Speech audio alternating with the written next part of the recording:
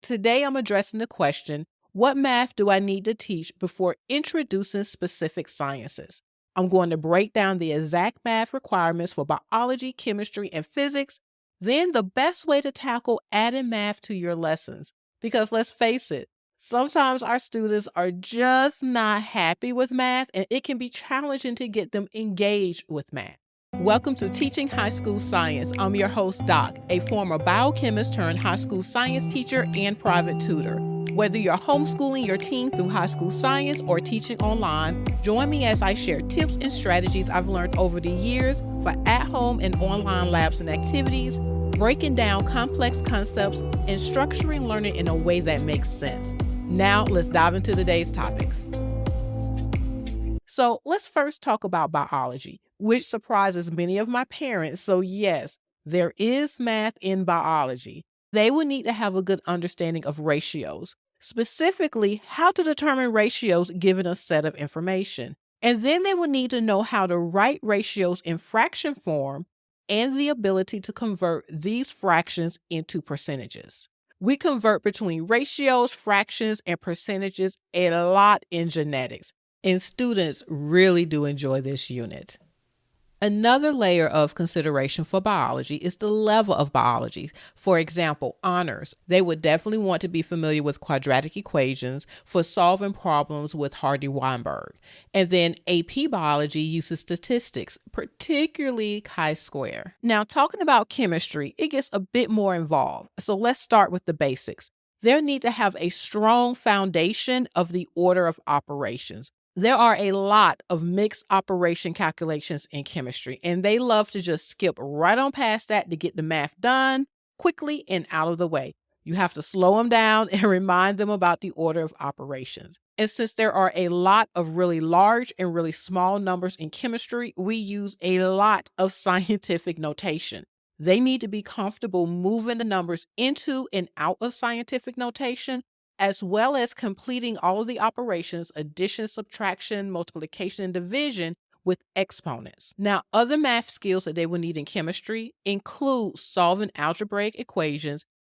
An example would be heat transfer and specific heat capacity.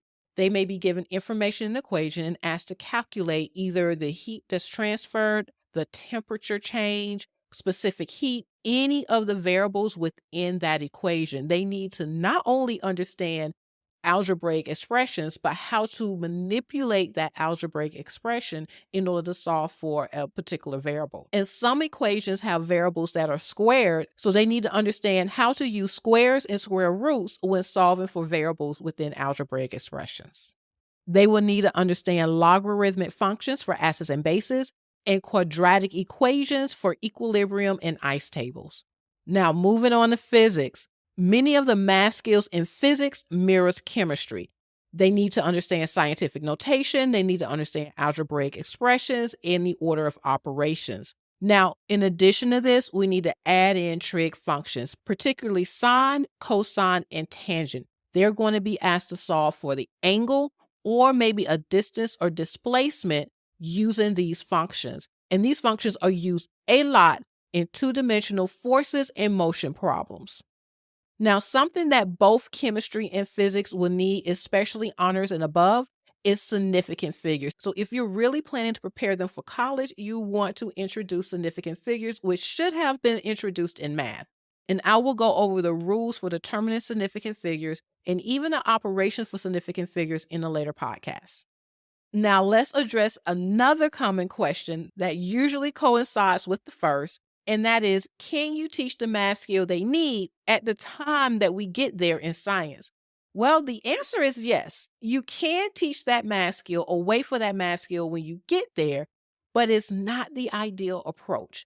A big part of this is that there may be other foundational skills that are needed before they can even learn and apply the desired skill. I mean, let's face it, it can be challenging enough to learn math skills, even the basic math skills. So adding another layer on top of this, of learning the basic math skill, may introduce layers of complexity that may increase their anxiety or even just cause an all-out mutiny. Students should develop problem-solving skills and be familiar with the basic math concepts first, and then add a layer of science concepts. At some point in class, when I know that math skill is coming up, I will often just take a little bit of time, review the math skill with familiar topics before overlaying the science. While it takes a little time on the front end, it so pays off on the back end. It provides them with a foundation, a memory, a skill that they're comfortable with to attach more information to. And this helps them to focus on what the math is telling them about the science concept over trying to learn the math itself. Another thing to consider is that filling in the gaps for any math skills that they need to complete that science at the time it arises in science can lead to a dislike for science. And by this, I mean that ensuring that the math skills they need for the subject are mastered before teaching the subject, you not only assure that the students have acquired the necessary skills, but you're also fostering a more holistic and enjoyable learning experience for science. So while math supports the concepts of science, let's face it, it is often a dreaded component and adds complexity. But it doesn't have to, especially when we allow students to become comfortable with the math first, then add the science. So tell me, what have been your successes and challenges with math and science? And with this question has come a ton of conversation. I have learned a lot about successes and challenges when tackling math and science, even to the point of, hey, we're just going conceptual with this. Let me know if you have any questions, ideas, or other experiences that you'd like to share. Head on over to my podcast page, which you can access by visiting my website at thesciencementor.com. Then select podcast from the menu and subscribe now to the Teaching High School Science podcast for your regular dose of motivation and just-in-time science ideas. And together, let's make high school science a journey of exploration and achievement.